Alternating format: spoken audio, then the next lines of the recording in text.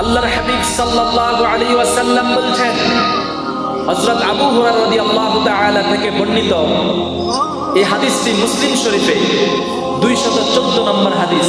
আল্লাহর হাবিব বলেন, ও পৃথিবীর মানুষেরা শোনো, পৃথিবীতে অন্ধকার রাতের মতো ফিতনা নেমে আসার আগেই তোমরা নেক আমলের প্রতি ধাবিত হও, নেক আমলের প্রতি তোমরা যত্নবান হও। কি আসার আগে?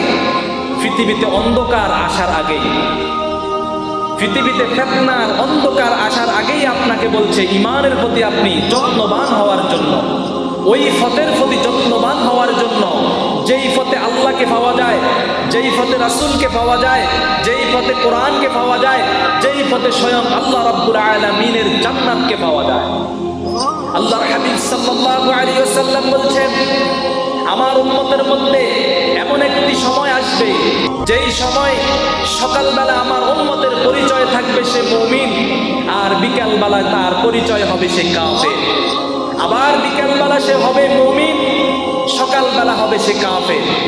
আল্লাহর হাবিব সাল্লাল্লাহু আলাইহি ওয়াসাল্লাম বলছেন, ওই সময় এমন এক পরিস্থিতি হবে, তারা তাদের দুনিয়ার সকল শৌখিনতা, শান্তি, সুখকে কিনতে গিয়ে তারা তাদের ঈমানকে হারিয়ে ফেলবে।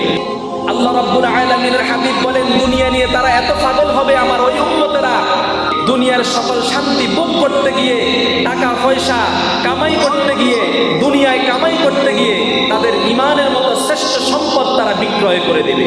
নাউযুবিল্লাহি মিন যালিক। আল্লাহ তাআলা আমাদেরকে এই ফিতনার যুগ থেকে, এই ফিতনা থেকে আমাদের সকলকে হেফাজত করে। সবাই বলেন আমিন।